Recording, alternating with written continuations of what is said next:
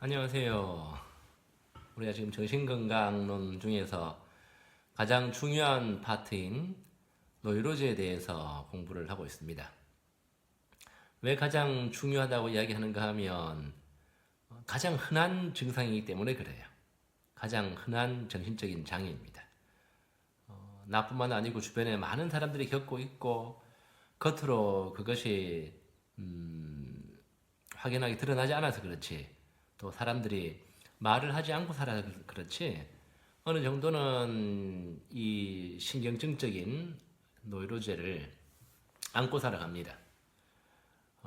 명확하게 이제 이것이 하나의 증상이다 하는 것은 얼마나 더 이제 강렬한가, 또 얼마나 이렇게 너무 강해서 삶이 불편할 정도로 되는가에 따라서 증상이고 신경증이 되든지, 아니면 뭐 정상적인 어떤 그 레인지 안에서 일어나는 뭐 마음의 이렇게 불편함인지 그걸 가려볼 수 있는 거죠.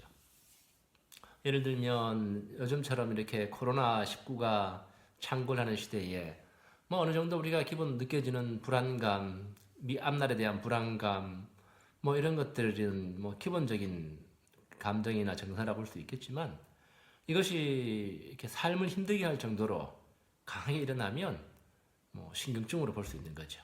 예, 그와 같은 겁니다.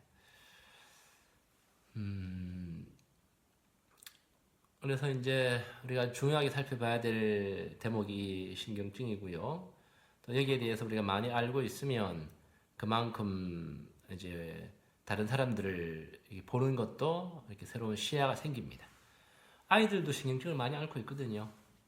아이들은 어른들만큼 심각하게 안 드러나서 그렇지, 불안하고 밤에 잠 못 자고 뭐 밤에 자다가 잘 놀래서 깨고 이런 일들이 참 많이 있습니다, 생각보다. 여러분들이 앞으로 이제 유치원이나 어린이집 가면 아이들의 어떤 그런 불안 증세를 내보이는 그런 것도 이렇게 눈여겨보고 알아볼 수 있어야 되죠. 그래서 이 정신건강론을 배우고 있는 거겠죠, 그죠? 여러분들 다시 이제 그 영혼의 지도 빙산 구조를 이렇게 생각해 보면요, 한마디로 말하면 이 노이로즈라는 것은 그 빙산 구조에서 맨 밑에 있는 빨간 하트 모양의 상징을 받죠. 그것을 내가 내면의 신이라 이렇게 표현했는데, 우리들에게 어떤 삶을 살아갈 수 있는 힘과 지혜를 제공해주는 내면의 발전소 같은 그러한 기능을 하는 것이에요. 신경증은 한마디로 말한다 그러면 그 내면의 중심, 융은 자기라고 표현했죠. 의식의 중심은 자아, 에고라 그러면 그 내면의 중심, 전체 정신의 중심은 자기, the self 이렇게 이야기합니다. 결국 신경증은 그 자기와 단절된 상태예요.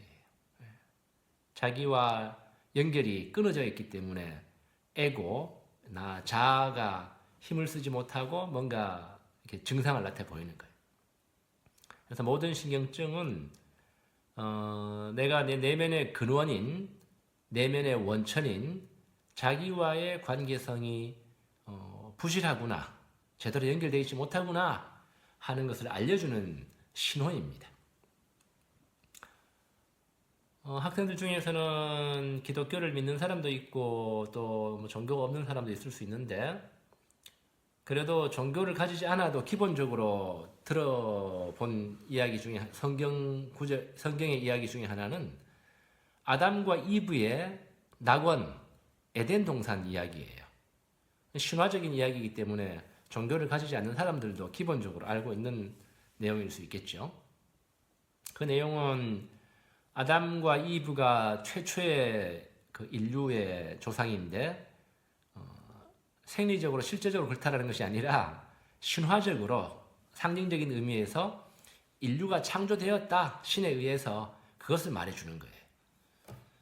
자, 이 에덴 동산 낙원은 우리가 태어나기 전에 신과 함께 있었던 상태, 혹은 이제 어머니 뱃속에 있을 때 그런 상태, 낙원과 같은 상태잖아요. 모든 것이 다 제공되고 힘들어 노력하지 않아도 되고 편안하게 그냥 주는 대로 받아먹기만 하면 되는 그런 낙원과 같은 상태죠. 에덴 동산 이야기는 이제 나중에 아담과 이브가 그 신에게 죄를 지어서 낙원에서 추방되죠. 쫓겨납니다. 그것을 이제 실낙원 이런 이렇게 표현을 씁니다. 그럼 우리 인간이 그런 어린 시절에 유아 시절에 그런 낙원과 같은 상태에서 벗어나서 세상으로 나아가야 된다라는 것을 알려주는 이야기이고 또한 인간의 근원이 원래는 신하고 연결되어 있었다 이것을 보여주는 이야기입니다. 근데 이제 우리가 이렇게 의식을 가지게 되고 나라는 의식을 가지게 되면서 세상을 살아가면서 점점 그 신적인 근원을 망각하고 잊어버리고 살아가게 됩니다. 바깥의 것들이 너무나 좋게 보이고 그것을 가지러 달려가고 싶기 때문에 그렇습니다. 아기들이 이렇게 누워 있을 때 천장에 이렇게 모빌을 달아 놓으면 모빌이 이렇게 움직이는 물체잖아요, 그죠? 줄에 매달려가지고 그 모빌을 보면 그렇게 좋아하고 뭔지도 모르면서 이렇게 막 깔깔대고 웃고 하는 그런 것을 볼 수 있어요. 우리는 아주 어릴 때부터 바깥으로 나가서 세상의 것을 우리가 세상의 것에 대한 매혹을 느끼고 그것을 가지고 얻고자 하는 욕구가 발달되기 시작합니다. 그래서 그런 욕구들 속에서 점차 이제 우리 내면의 근원인 신과 연결되어 있었다라는 것을 잊고 살아가죠. 그것이 현대인들의 불행이고 현대인들이 앓고 있는 대부분의 마음의 문제들, 신경증적인 문제들, 그것이 일어나는 이제 근원입니다. 자, 이제 신경증에 들어가기 교재를 보기 전에 미리 이제 그런 것을 좀 말씀을 드렸고, 지난 시간에 했던 것 이제 여러분들이 잊지 말아야 될 것 한 가지는 신경증은 단어 자체가 신경이라는 말이 들어있기 때문에 뇌신경과 관련되어 있을 거라고 생각했다 그러지만 그것이 아니라 그랬죠. 마음의 병일 뿐이고 정신병은 거기에 이제 정신이란 말이 들어가 있어서 오히려 마음의 문제처럼 보이지만 실제로는 오히려 뇌신경과 관련성이 더 많다라는 것을 말해준 것이 지난 시간에 노이로제에 대한 핵심입니다. 오늘 교재를 한번 보면요. 96페이지 고통의 의미와 노이로제에 대해서부터 이제 시작을 할 겁니다. 여러분들 파워포인트에 내가 치료했던 아이들의 어떤 그림을 올려놨는데 그거를 참조해서 보시기 바랍니다. 여러분들 아무래도 어른들보다는 아이들 쪽에 더 이제 관심을 가지고 아이들의 정신적인 문제에 대한 거기 때문에 아이들 치료했는 케이스를 좀 이제 한두 가지 이야기를 하도록 하겠습니다. 교재만 보면 뭐 이론적이기 때문에 실감이 오지 않지만 실제로 아이들이 어떤 식으로 신경증을 노이로제를 겪고 살아가는가 이런 것들을 들으면 노이로제의 의미가 훨씬 더 확연하게 다가올 수 있습니다. 첫 번째 케이스는 지금부터 약 한 8년 전 그때는 내가 경북 울진이라는 곳이 있죠.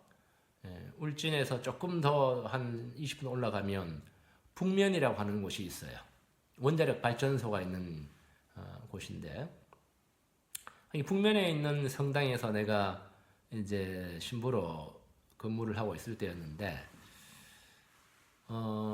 그 성당 바로 밑에 미장원이 하나 있었습니다. 내가 단골로 이발하러 가는 미장원이었는데 이 한날은 이제 갔더니만은 이 미장원 그 사장님이 딸아이하고 이제 살아가는 엄마예요. 예, 엄마하고 딸 둘만 살아가는데 개신교 신자였어요. 내가 이제 그 성당의 신부인 걸 알아요. 이제 이런저런 이야기를 나누다가 이제 자기 딸 이야기를 하는 거예요. 요즘 딸이 조금 정신적으로 좀 힘들어하는 것이 있어가지고 서울에 있는 경희대 한방병원까지 아이 치료 때문에 왔다 갔다 하는 것 때문에 너무 힘들다. 그런 이야기를 이제 지나가면서 하는 겁니다. 거기 울진 북면에서 서울까지 가려고 그러면 한 4시간 가야 돼요. 차를 몰고. 굉장히 먼 거리입니다. 그래서 아이가 혹시 뭐 무슨 문제를 앓고 있나요? 이렇게 물어보니까 다한증을 앓고 있어요. 다한증. 다한증은 뭔가 하면 손바닥에 땀이 주체할 수 없을 정도로 너무 많이 나는 그러한 증상입니다. 이것도 불안해서 오는 증상인데 뭐 손이 축축할 정도로 그래서 얘가 이제 아이가 학교에 갈 때라든지 학원에 가서 피아노 교습을 받을 때라든지 이렇게 뭔가 할 때마다 이 손이 너무 축축해져 가지고 힘들어하는 거예요. 경희대 한방병원 가서 치료를 이렇게 쭉 해봤는데 크게 효과가 없다고 그러면서 이야기를 했어요. 그래서 내가 혹시나 그 뭐 봐야 알겠지만 아이의 마음의 문제가 몸으로 표현된 것일 수도 있습니다. 한번 아이를 한번 데리고 성당에 한번 오시지요. 이렇게 하니까 그렇게 하겠다고 했어요. 예. 그래서 한 2주 후에 이제 아이를 이렇게 데리고 와서 이제 치료를 하기 시작했어요. 그 전에 이제 엄마한테 들은 이야기는 뭔가 하면 아이가 그때 나이로 10살인가 그 정도 됐는데 8살 때쯤 됐을 때 방에서 아빠가 기억이 좀 정확히 안 나는데 자살을 했는지 심장마비로 죽었는지 이제 죽어있는 모습을 아이가 깨어나서 그걸 봤던 거예요. 그래서 아이가 그 충격으로 인해 가지고 그때부터 불안증이 생겼고 다한증도 이렇게 생겼다고 그럽니다. 그래서 이제 아이를 소파에 눕혀놓고 엄마는 옆에서 이제 보게 하고 치료를 이렇게 하기 시작했는데 약 한 12주 가까이 일주일에 한 번 정도 심리 치료를 했습니다. 내가 가끔 이제 설명을 했던 것처럼 아이의 눈을 감게 하고 아이의 내면으로 이렇게 들어가도록 유도를 해요.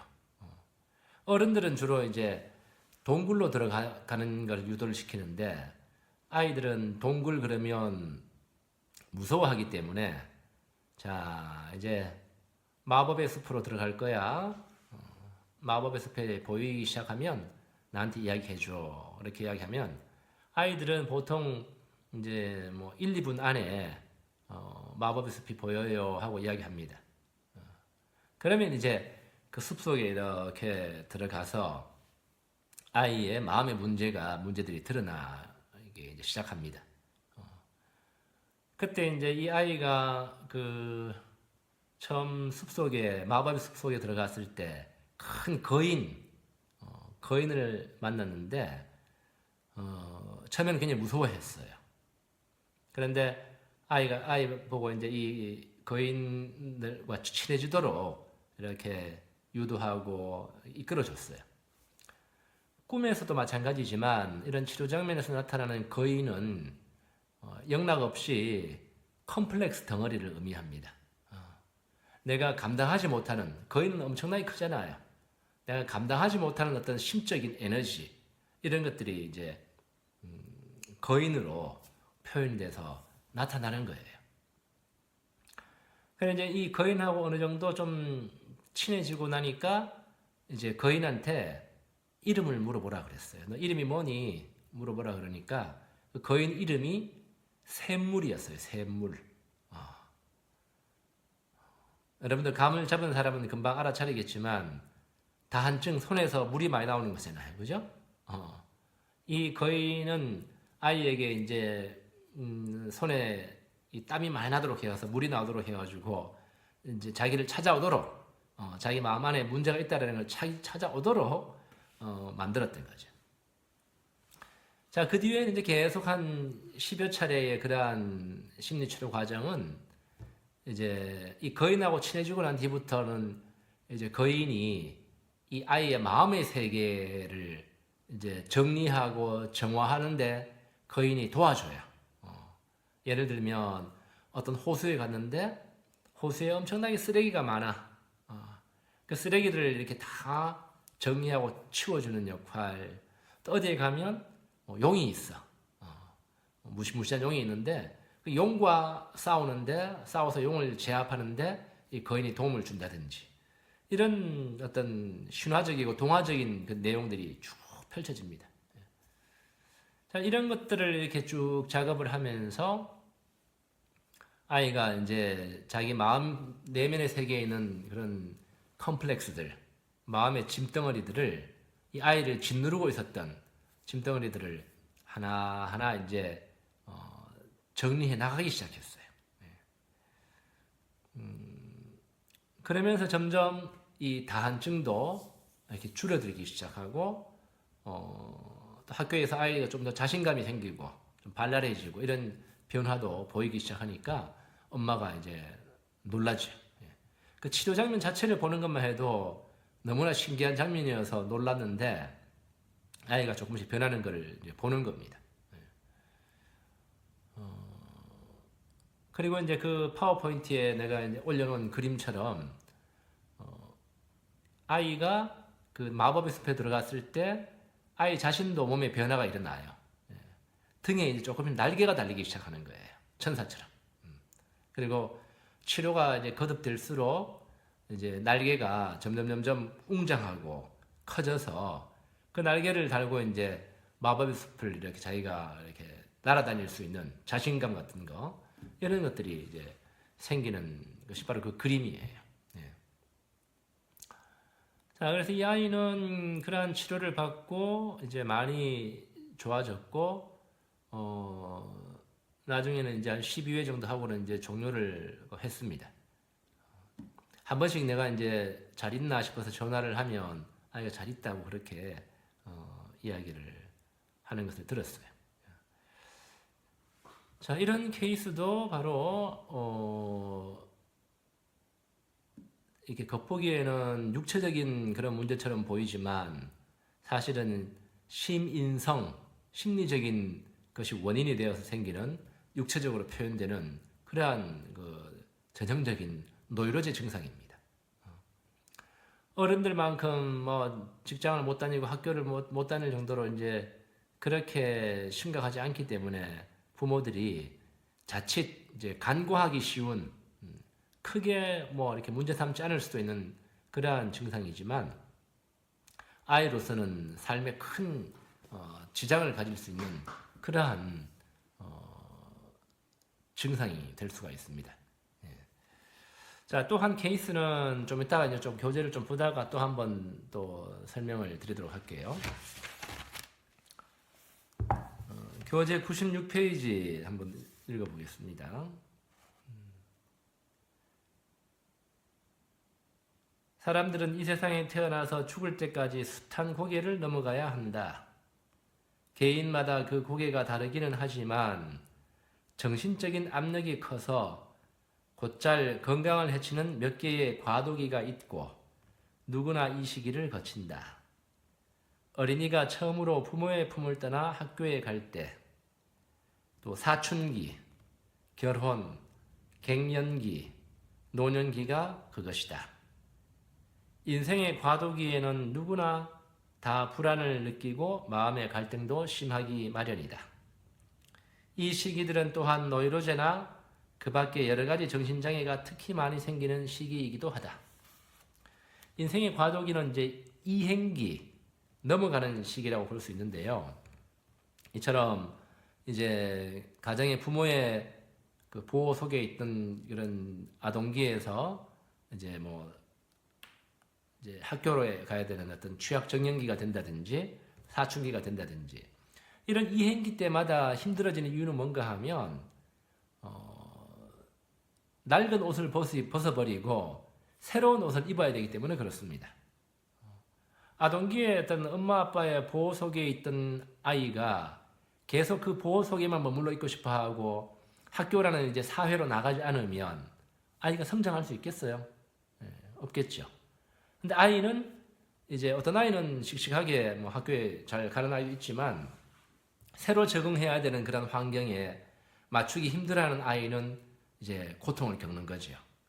힘들어합니다. 그것이 뭐 신경증까지는 아니더라도 불안해하고 이제 뭐 이런 것들로 표출이 되겠죠. 인생의 각 이행기마다 다 마찬가지입니다. 아이든 어른이든 그러한 그 이행기는 이전의 내 삶의 태도를 버리고 새로운 태도를 가져야 되는 그런 성장의 과정, 과도기이기 때문에 그런 고통을 겪는 거예요.